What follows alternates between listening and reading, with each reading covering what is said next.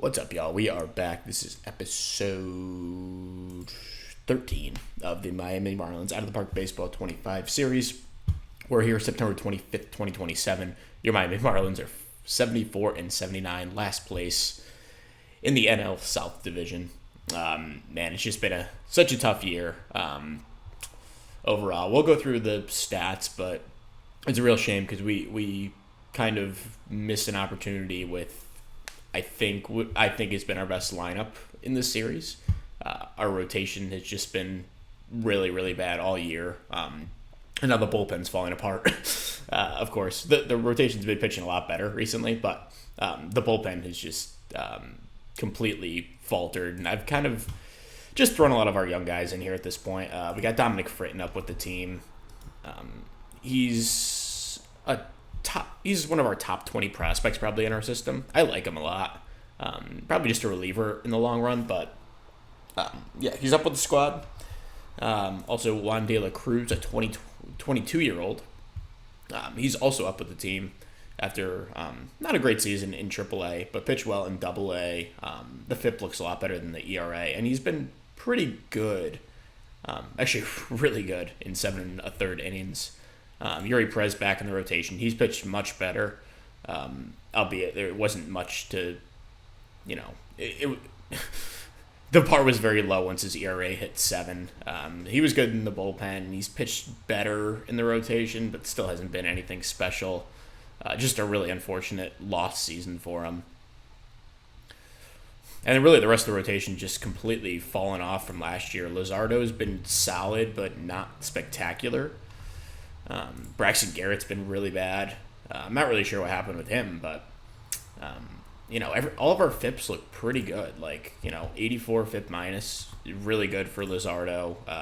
Braxton Garrett probably indicates he's more closer to a league average starter than a, ERA hovering around 5. Hayden Birdsong, one of the few guys who kind of, pitched about as well as I expected him to this year. Yuri Perez, obviously, the ERA is horrible, but the FIP looks a lot better. And then Tanner Houck, he's been good, so can't complain with him. But then the bullpen's just been a kind of a disaster outside of Edward Cabrera, Alex Lang. Even Lang's had a couple of blow-up games. Maldonado's been good all year, but and Mercedes has been good too. But it's really finding everyone else after that. We've called him Mick Abel again. I don't know. I don't know about him. Marco Reyes up with the squad. I just want to get him some run. I don't really care how he pitches. He's been better recently. Had one really bad game here. Cade Cavalli's had this game was brutal. I mean, there was a couple of these in a row that happened. Yeah, 6 runs in the bottom of the 8th. 5 of those charged to Cavalli. 3 of them charged to Lang. So that was a brutal game. And then, we got Fritton and De La Cruz up. We did wind up finally waving a DFA in Sixto Sanchez. He's just kind of done at this point. He gets hurt too much. So I DFA'd him, sent him to AAA. We're going to non-tender him after the season, but he's down there for now. And then Max Mayer, what a fall off he had after a good start to the year. His July numbers were not pretty. August numbers also not pretty. September was pitching better, then got hurt.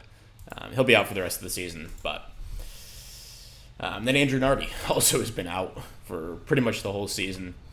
He's been very much missed here. But, I mean, at least now we can kind of give some guys some run. We're still technically in it, but I'm not expecting to make it at 74 and 79 right now. But, we're in it. And, we've wasted a really excellent half season from Adley Rutschman, too. 154 WRC plus and it's coming over. That looks like a great trade. Unfortunately, it's going to be wasted as we're going to likely miss the playoffs here.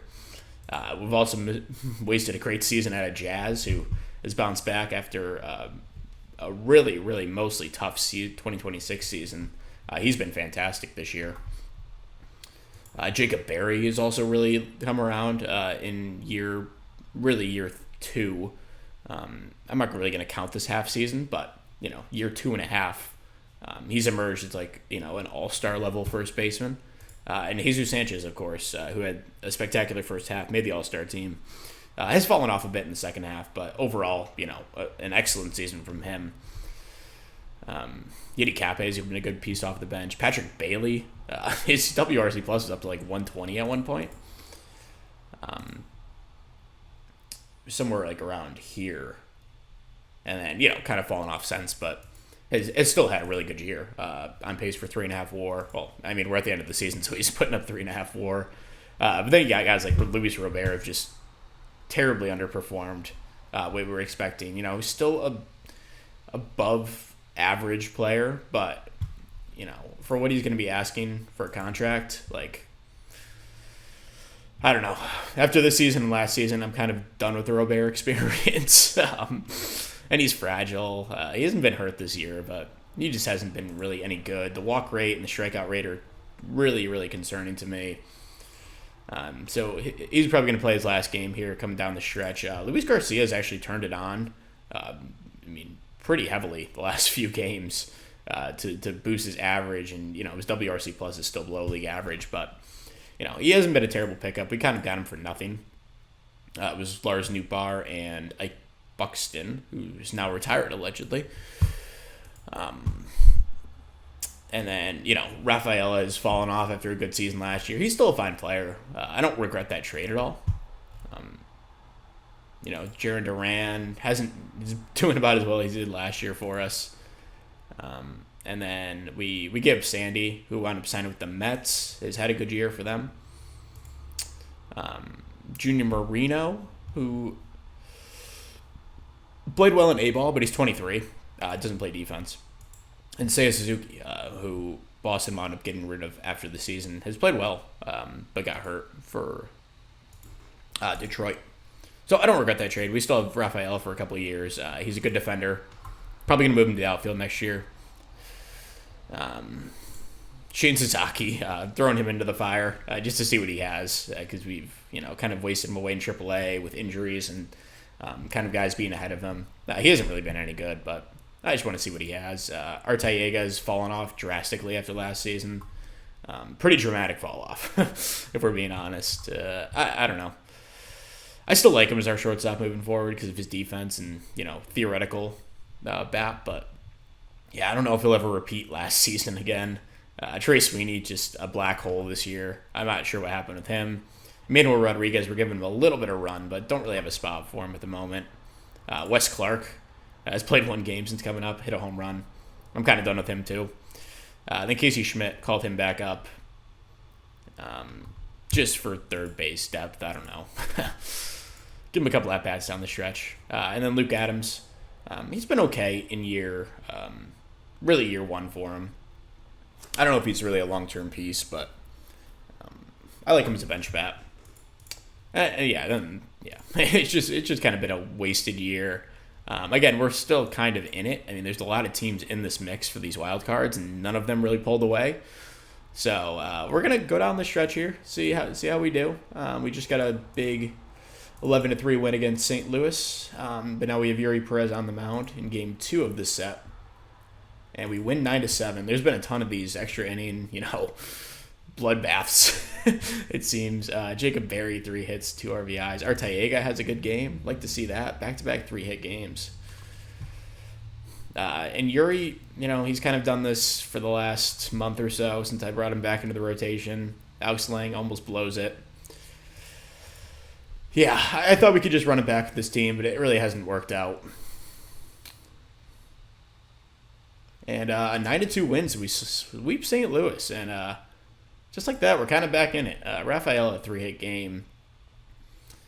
Jazz, Barry continued driving some runs. Tanner Houck, a good start yet again. He's been our best pitcher this year for $2.5 million. So that was a good signing. And then Edward Cabrera, Mercedes close it out. So, I mean, just like that, we're 2 games back of a playoff spot. Or actually, I think there's only 2 wild cards. So, so the Cubs, Dodgers, okay. So Luzardo on the mound, a big start here against Colorado. We lose 6-5 in 10. It feels like this has been a common theme throughout the season. Luzardo, not a good start, but Dominic Fritton killing it in relief. And Lang gives up the run, and then Cavalli not able to close it out for us. So Braxton Garrett on the mound for this one. We win 9-2. Jazz, a couple hits. Jesus Sanchez, 2 hits, 3 RBIs. Hits a home run in the game. Patrick Bailey, 3 hits. I feel like his batting ratings have gone up. It's a good sign. Absolutely. Arteaga, a couple more hits. He's been on a nice little run. Luke Adams, looks like he drives in a couple as well. Then Emmanuel Rodriguez, a couple hits, and a home run in this one. And the bullpen does a good job after Garrett. So, what happened to De La Cruz? Oh boy, that's not good. Okay, so we fall a couple slots back after a loss, but again, still theoretically in it with 5 games left. 4 games left.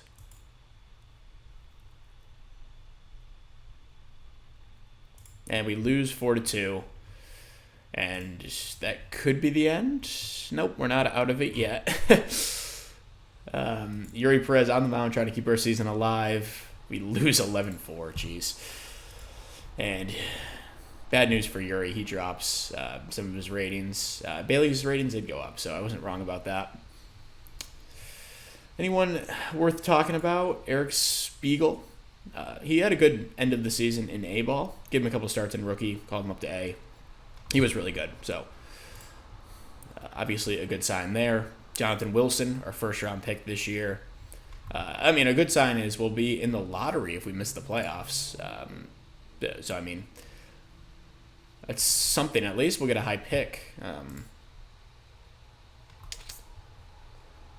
Nothing else too crazy. Mike Stahl goes way up. He was our 3rd-round pick, or double dip at catcher. Yeah, he gets a big increase in that scouting report. Andrew Nardi, unfortunately, falls off a bit. So, yeah, an 11-4 loss. And there it is. God, I have no idea what happened this year. Such a shame. We'll just have to hope he bounces back next year. Dominic Fritton, Edward Cabrera, and Cade Cavalli good in relief, though.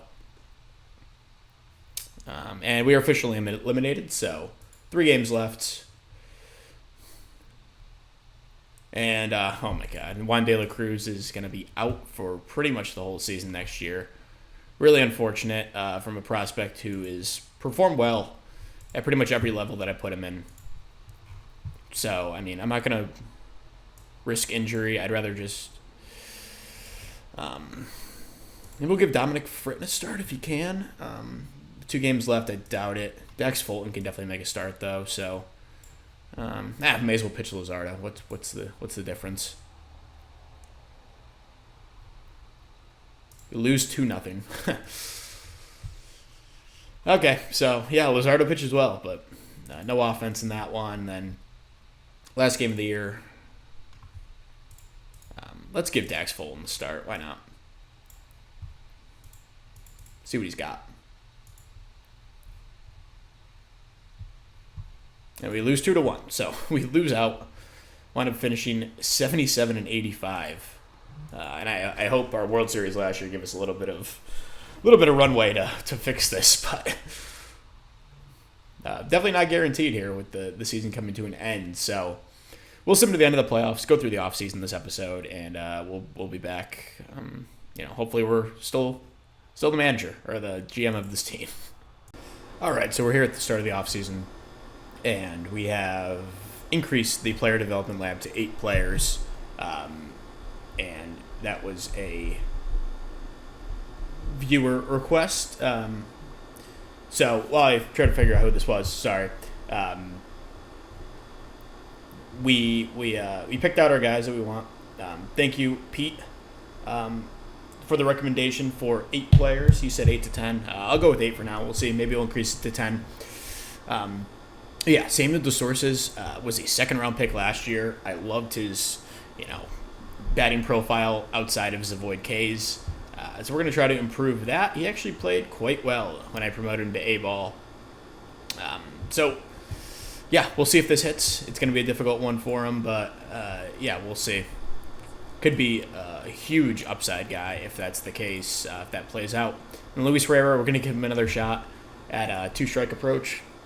Try to improve his avoid Ks. He's just really struggled with the strikeouts at every level so far. So I'm going to give him another run there. He put up a -4 WAR that season. That's crazy. He still hasn't really lost any potential. So then we have Alexis Cadena, who was our international guy last year. Going to try to improve his control just to get him kind of on the right track here and catch that up with everything else. And Jason DeCaro, who was a first-round pick 2 years ago. Good work ethic, good leader. Really like him. Has fallen off a bit since I drafted him, but pitched well in Double-A last season. We're just going to try to work on his movement. That is the one part that, if we can improve that a little bit, I think we'd definitely benefit from that in the long term. Yuri Perez, we're going to send him back one more time and try to improve his movement. He really struggled with the home run ball this season. Everything else was pretty much in line with last year. The BABIP was ridiculously high. I still think Yuri can be a top of the rotation guy. This is just a miserable season for him, though. Luis Rosado, our international guy 2 years ago, excellent defense, and honestly, the bat is pretty damn good too. I kind of prefer him over Herrera at this point. I also have taken my time with him a little bit more than Herrera, but he's the number 12 prospect in baseball. We're going to work on his plate discipline. That's the one part that's lacking in his future outlook, but still a good eye overall. And then I didn't think I was going to do this, but Ben Giovanetti, really like him. He crushed in A-ball and rookie ball last season when he debuted. And I don't love his defense long term, but I think he can play a corner, and I think this bat definitely plays at a corner. And we're going to work on his plate discipline because that is the one part that's lacking for him. He walked 4.6% of his plate appearances in A-ball. And then Ethan Wheeler was kind of a wild card play. He was a second-round pick 2 years ago. Definitely fallen off since we first drafted him. His stuff was at a 75, now it's down to a 55.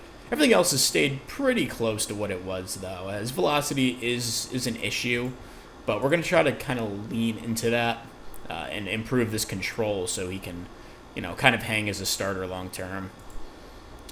That spot is still kind of up for grabs. We'll see. I wanted to send Jonathan Wilson there, but I couldn't really figure out a good use of that. He was just drafted this year. I'd like to give him a little bit more time to figure things out. And Mike Stahl, another guy who really, one of the few guys who when I drafted, he kind of went up. The power ticked up, the eye ticked up.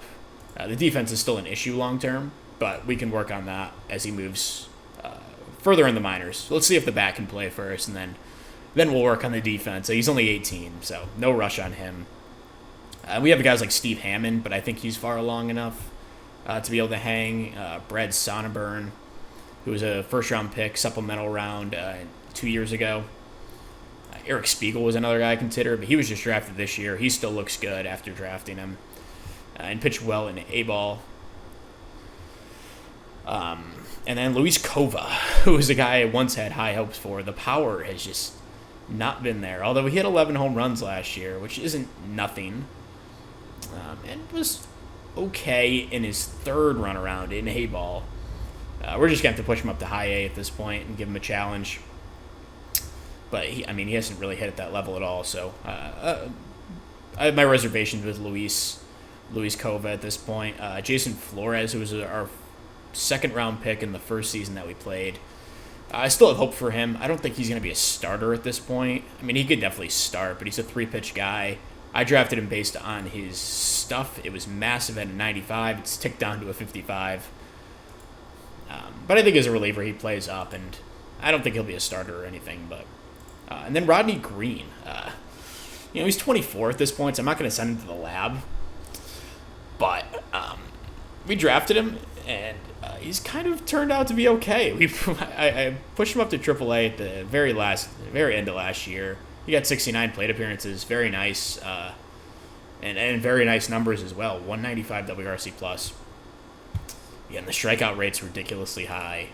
Don't think this sustains itself in the long term. And I don't want to send him to the lab because he's a little older.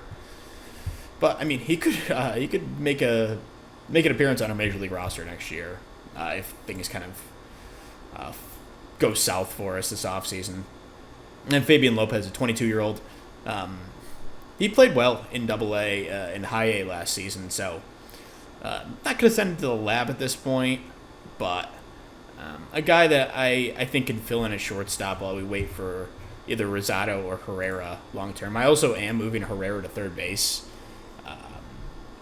just as a kind of looking forward type of thing. He has the excellent arm. Everything else looks good. I mean, he could play shortstop, but Rosado is probably the long term shortstop. If all of this works out, of course. I don't expect both of these guys to actually be good in the majors. So if one of the two works out, at least we have options. And Jonathan Wilson, I also look to work on his defense a little bit in the future. But this is what we're going with this offseason. Throwing in 2 extra slots for Giovanetti and Ethan Wheeler. We'll see how these go. I haven't had great luck, but a lot of these are medium difficulty. I put 2 high difficulty ones for the improving K things, and I think DeSources is worth it. He did play well in A-ball, so it's not like he hasn't shown us anything. And Herrera, I mean, he did play well also in A-ball last year before I promoted him to High A, where he once again sucked. But yeah, I probably just pushed him along a little too quick, for being honest. But he hasn't lost anything, so that's where we are as the offseason starts. Our owner, obviously not happy. He really was not happy with anything. I thought getting Chris Bryant for a half season would make my GM or my owner happy. Unfortunately, they were not happy with that.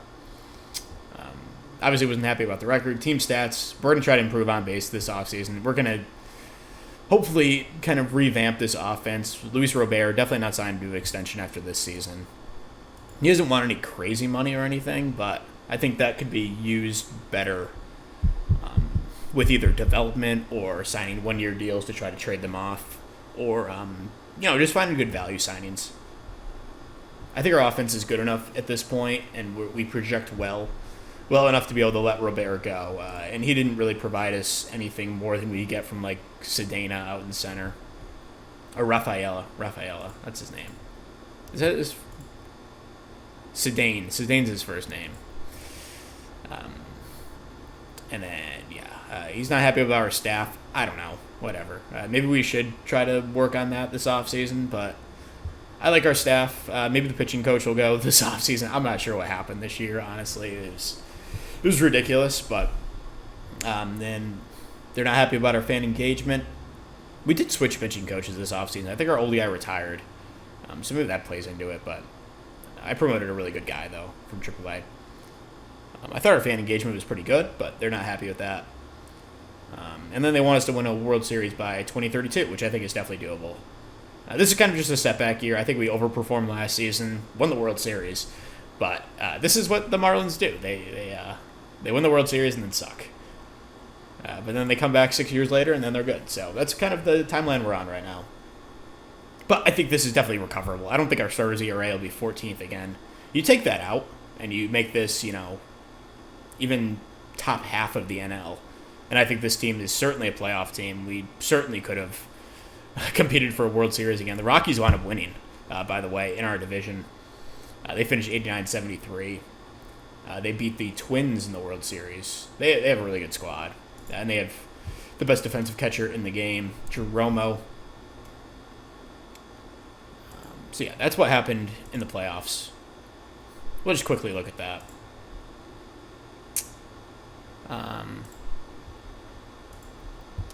They beat them in 6. This is kind of how it played out. The Rockies beat the Dodgers in the first round.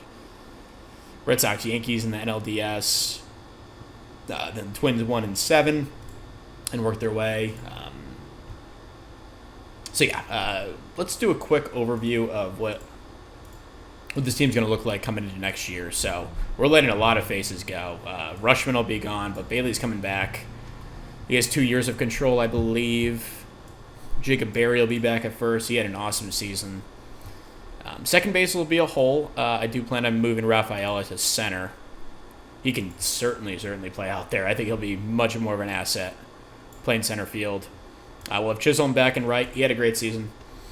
3.7 WAR. And then left field's up in the air. We have Emmanuel Rodriguez who can fight for that spot. Maybe we bring in someone else. Arteaga's at shortstop for now.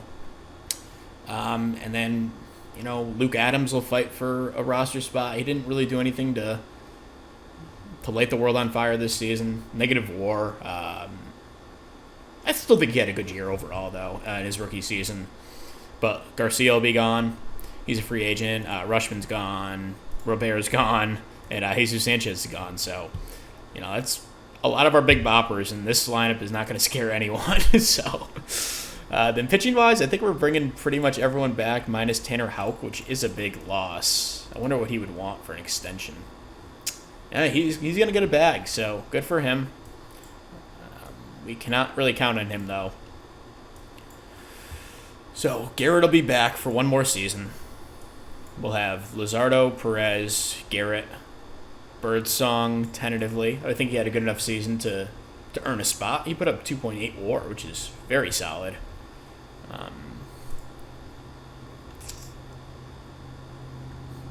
And then, maybe Marco Rea fights for that fifth starter spot. We'll probably bring in some kind of minor league deal or something. On the horizon in AAA, I don't think there's anything immediate coming. Emmett Olson's a guy I like, and he's pitched well throughout the minors, but not much upside there. Matt Ager, another guy that I like, but I don't think he's quite ready yet. Didn't pitch particularly well in AAA. He wasn't bad, though. Pearson Ole might fight for a spot. Kamar Rocker, I still like, despite being 27 at this point. Bradley Blaylock has kind of lost his luster after the shoulder injury a couple seasons ago. He made a couple appearances, one appearance in the majors this year. Chase Dolander, not ready to give up on him, but he's probably on his way out. And there's going to be decisions with guys out of options, which I believe we're going to have quite a few at this point. So I'll go through that off camera, get some new staff in here potentially, definitely some minor league staff, and then we'll be back with updates at that point. Okay, so we're here at the start of the off season, or start of free agency, I should say. We have a few offers out. The first one, biggest one, John Go Jung. Not much of a defensive player at all. Our scouting is low on him. So let's get a scouting report. But, the OSA likes him as well. Could be a game-changing player offensively. The avoid case is kind of concerning, but it's not too bad. And then the power of the eye, the contact, it all looks good. 27 years old. The offer is for about 21 a season over 7 years. Last year's a team option. Again, we need some offense in this building. He's young. He's cheap enough that I think this is a great move. Throw out a one-year deal to Zach Jaloff. Although, I don't know, his personality isn't great. I'd like to keep the clubhouse happy. Coming off a rough year in Oakland, I think he got non-tendered. But a cheap enough deal. And has some defensive versatility. He can kind of play all over the field, play some corner outfield if we need it. Then Dylan Carlson, we're giving him a one-year, $8 million deal. Had a couple really, solid seasons in a row. Just look at all major leagues. Yeah, so coming back to 2024, the first year in the save, he was great. And then had a really good year for the Mets here. A couple of, league average seasons. That's nothing to be ashamed of. And then a really solid season. He was just playing out of position, just not a center fielder. We'd have him in left. But yeah, an overall decent player, one-year deal, low risk. And then Casey Mize, a one-year, $1.5 million deal to fill out our rotation. Pitched an independent ball last year. The FIP looks better than the ERA. I'm not going to take these numbers into account too much.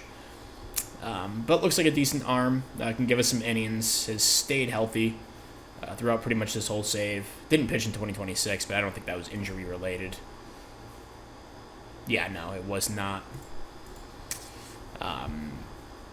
So yeah, we'll throw a flyer at him. Jesus Sanchez and Luis Robert both denied their extensions, or their qualifying offers. Both going to get a bag this offseason. And, at least in this case of Sanchez, good for him. He's come a long way since the first year of this series where he wasn't really a great player. I kind of kept him in the lineup because I still believed in him and we didn't have any other options, and then has just slowly improved every season. He didn't play at all against lefties, but it was actually okay against them when he did, but just absolutely destroyed righties. And he wound up winning a Silver Slugger as well. We'll go to the awards, but yeah, he won this Silver Slugger and a Gold Glove out and left again. So, his defensive stats weren't crazy or anything, but I guess he was good enough to win his second Gold Glove after taking a season off to kind of DH. And then Robert declined his qualifying offer. We're not going to bring him back. I'm kind of done with him at this point. So some other things to announce this offseason. After a season from hell, I would call it, Yuri Perez, we signed him to an extension. Huge risk here, but it's not crazy or anything. Coming off the bad year, he kind of wants some financial security moving forward. Gave him $9 million this year, $12 million in his last year of arbitration next season, and then bought out 4 free agency years up to age 30, 6 years, $85 million total. Again, coming off a really, really rough season, I still believe in him. Got absolutely rocked his last start, a -6 game score, which is just unheard of. But I'm going to bank on the talent, and we'll see if this works out. So we locked him up long term. At this point, we have some contracts on the books, but none of them too daunting. We also extended Braxton Garrett. Forgot to mention this. He was going to his last year of arbitration, so we got him at $8 million this year, and then 2 free agency years at $10 million. If he pitches anything like he did the previous 2 seasons, this is going to be a steal of a contract. Even if he's league average, it's not anything crazy. If he's the pitcher he was last year, I'm going to be disappointed, but won't be upset. And it won't destroy us the next few seasons. So we have our top 3 locked in for at least the next 3 seasons. And then we have some reinforcements on the way. Jazz still has 2 years of control left. Patrick Bailey will be a free agent after next year. Am interested in some kind of extension, but we'll see how he follows up his breakout season last year. I'm not going to get ahead of myself with that. The way I see it, we can spend money now because we don't have any back-breaking contracts on the books. Maybe this is a retooling year. I think we'd still definitely compete, but and the way I see it, our farm system is the best in baseball. We're first. We have 7 guys in the top 100, and then 3 guys in the top 200. With room to improve. I think Saintville, who was our first-round supplemental pick last year, he has a ton of upside, played well in rookie ball last year. DeSources, we're sending him to the lab. We'll see how he does. So he can definitely move up. And then Brad Sonneborn, who was a first-round pick 2 years ago. These guys are just outside the top 200. Ethan Wheeler's in the lab right now. Who knows what he can turn into. And that's not even counting in Ben Giovanetti, who I still like, is going to the lab this offseason. Fabian Lopez could be a second baseman or shortstop long term. And all of these guys are kind of foundational pieces for us. Manuel Rodriguez, he'll probably start the year in left. Honestly, him and Carlson will split time, but all of these other guys are years away, and by the time they're in the majors, these contracts are going to be running out, and we'll have room to extend them. So that's kind of the way I think of it. Where we'll kind of just keep this ship afloat until some of these guys reach the majors, and then we'll have money freed up long term there. So tentatively, it'll be Young should hopefully be our third baseman. Maybe DH. I'll probably DH him, for being honest, or maybe play some first base. DH Jacob Berry. Maybe he'll play some third. He might mix around depending on what we need. But Trey Sweeney and Jaloff will platoon at third. Yidi Cape might be my starting second baseman. I don't love it, but I don't want to drop any money into a second baseman. We also have Ian Lewis down here, who I still kind of like. He could be a utility guy, potentially. Nicky Lopez is down here for a glove. I would also like to give Grant Richardson a shot. I've had him in AAA 3 seasons, and he's just raked whenever he's gotten a chance. So would like to give him a flyer. Cody Schreier, a guy we picked up in a trade two off seasons ago. That was for Jeremy Pena, who's now retired. Wow. Yeah, we picked him up. He's still kind of a piece I'm looking at. Fabian Lopez is approaching the majors at this point. So yeah, I don't want to really dump anything into second base. We'll figure that out as we go. Maybe a couple minor league deals as the offseason goes on. And then Luke Adams is kind of the odd man out at this point, but I still really like Luke. So he'll probably split some time at first, maybe a little bit of third. I don't want to really put him over there. He was dreadful over there in DH. So he'll play the corner infield, a little bit of DH. We'll move all these guys around and see what works. Trey Sweeney can definitely play second, although his arm did drop off a bit, so maybe he's more of a second baseman at this point. And he wasn't even good last year, so I don't even know why I'm talking about him like he's this cornerstone piece for us. Him and Cafe will definitely split time. And then Carlson will be in the outfield. Him and Rodriguez will split some time. Sasaki probably won't make this team. He has one more option year. So yeah, that's how the offseason's gonna kind of play out. We'll come back with updates on what happens with all these free agents, maybe some trades. We'll see what happens. But yeah, we'll be back. All right, we're back. It's 85, 90 degrees up in this room right now, so I'm going to make this quick and go through the rest of this offseason. So we'll throw with the lab. The mixed results again. DeSources got worse in his two-strike approach. So his avoid Ks went down, I guess. I don't know. We'll see. Luis Herrera completed his two-strike approach.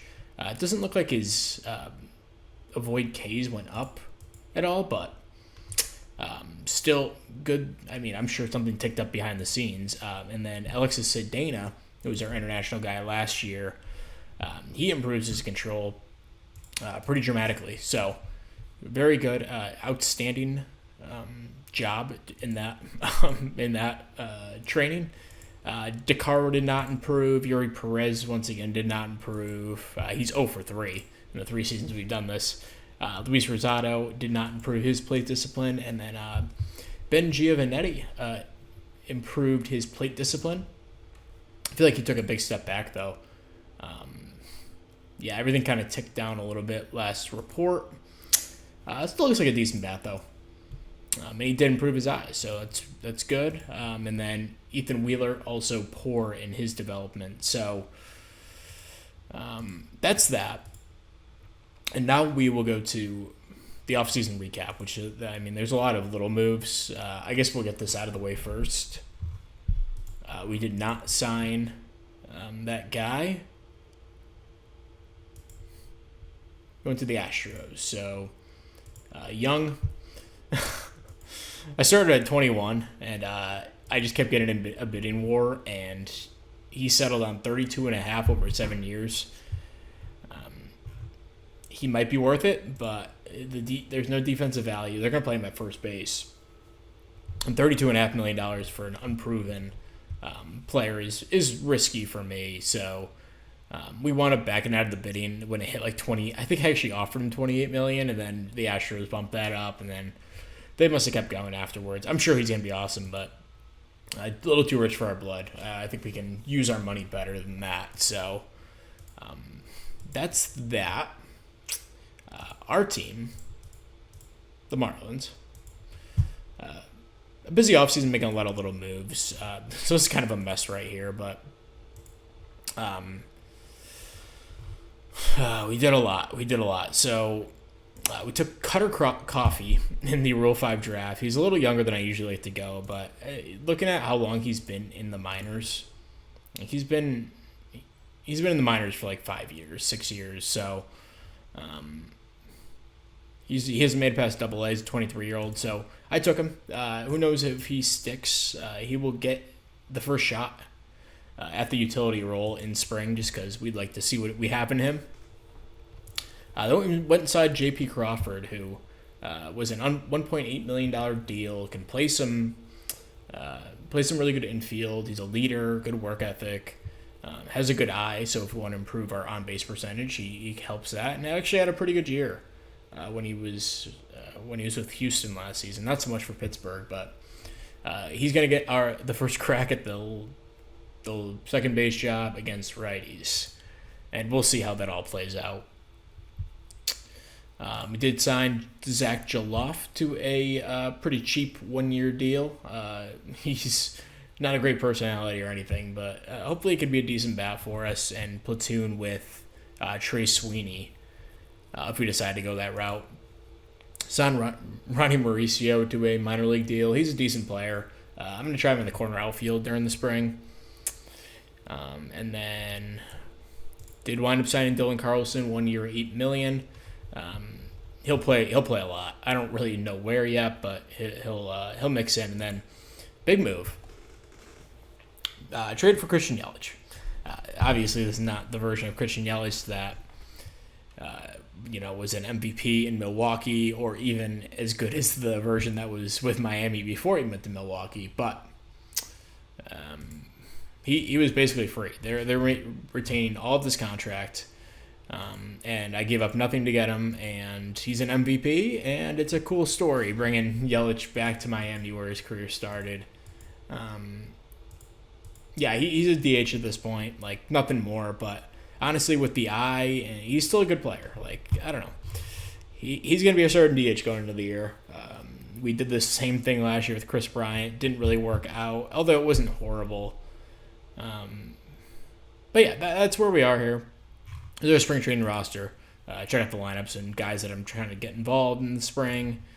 And then on the pitching side, we signed Casey Mize to a 1-year, $1.5 million deal. He'll compete for the fifth starter spot. Fourth and fifth starter spot, I should say. These guys will all be in the mix here. I guess it'll probably be the fifth starter spot. And these are invites to spring. I'm trying to see if we signed anyone. I don't think we did. So through the other, I feel like there were some other moves that we made. It seems like it didn't really encompass everything.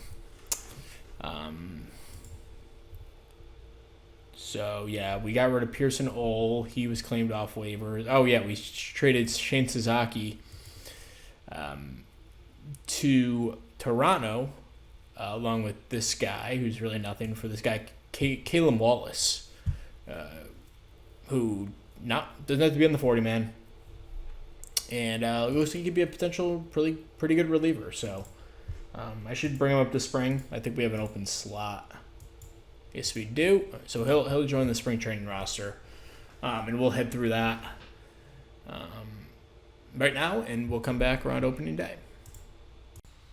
All right, so here we are, opening day 2028, and this is how the roster shook up.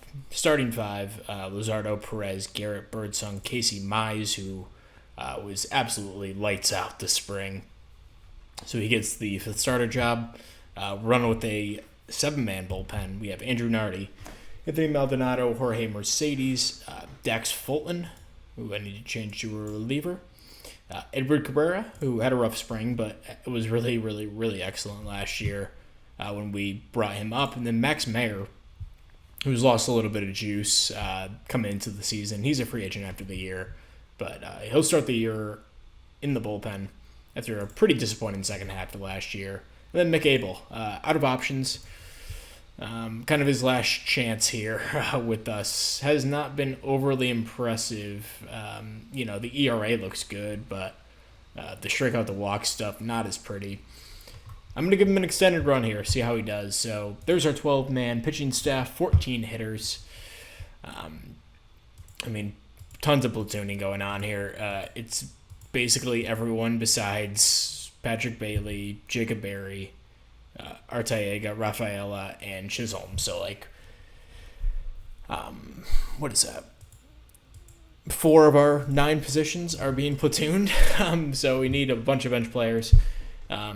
Against righties, we're rocking with a ton of lefties. We have Chisholm, Rafaela, Berry, Christian Yelich, Patrick Bailey, Trey Sweeney, Emmanuel Rodriguez, Arteaga, and J.P. Crawford. This is probably the weaker side of our lineup. I really like our lineup against lefties. Chisholm, Rafaela, Barry, Luke Adams, Zach Joloff, and then Dylan Carlson, Patrick Bailey, Arteaga, and Yudi Kape, who had an excellent spring. Luke Adams also killed it in spring training. And Wes Clark, spring training hero, also destroyed, but I wound up DFAing him. I don't think he's going to get claimed, but if he does, I'm totally cool losing him at this point. He just has not performed in any circumstance that we've called him up over the past 3 seasons, so it just might be time, but we'll see if he passes through waivers or whatever. So yeah, our owner wants us to reach the playoffs. Farm system still number 1. Herrera number 1. Rosado with 13. Sedena 19. Eric Spiegel, first round pick last year. He is 52. Jason DeCaro, our first round pick the year before. He is 74. Tyrese Saintville, who was a supplemental first round pick. He is 128. Brad Sonneborn, 198. Sorry. DeSources, outside the top 200, but probably pretty close. Ethan Wheeler, another guy just on the outskirts. Jonathan Wilson falls way out. He had a big reduction in his ratings, at least his hitting potential ratings. I still have faith for him in the long term, but definitely not a good start. And then Fabian Lopez had an excellent spring, in the limited time that he did play. But yeah, he was really good. So another guy to look out for. And yeah, we'll continue to gauge these guys as the season goes on. But let's jump into opening day. Jesus Luzardo making the opening day start. Perez will start game 2 after an abysmal season. And then Braxton Garrett in game 3 of this 3-game set against Arizona. So let's do it. Luzardo against, I don't know who he just pitched against. Christian Mena. It's like Ryan Nelson got beat up. Luzardo not the best start, but Edward Cabrera picks up where he left off last year. And McAble, a good relief appearance. Excellent day for Emmanuel Rodriguez, who has a ton of trade value. He's like up there with all my other high-ranked guys when I go to make trades work. Trey Sweeney, a big game. J.P. Crawford, also a big game. So our new pickups, well, moderately new pickups with Crawford and Rodriguez, but and Trey Sweeney getting involved. So very good opening day game. Game 2, Yuri Perez on the mound looking to bounce back after his really brutal season last year. But turn the page, we'll forget all about it. And we lose 5-4. 5 runs in 5 innings for Perez. Mayer and Maldonado good in relief. Looks like Trey Sweeney had a couple more hits. Jacob Berry drove in a few runs. Nothing really else to report. Arteaga looks like he drove in a run. So looking to take the series here. Braxton Garrett on the mound, game 3. And we lose 5-4, same score. This time a Gabby Moreno RBI single in the 11th. Arteaga 3 hits. Carlson, Kape 2 hits each. And some decent production from the middle of the order, like a little bit more. Braxton Garrett goes 7, 4 runs. Maldonado and then Mercedes gives up the ghost runner in the 10th. So we lose 2 out of 3 to start the season. We'll see how this year goes. And we'll be back to update in a couple months. And we'll see you then. Bye-bye.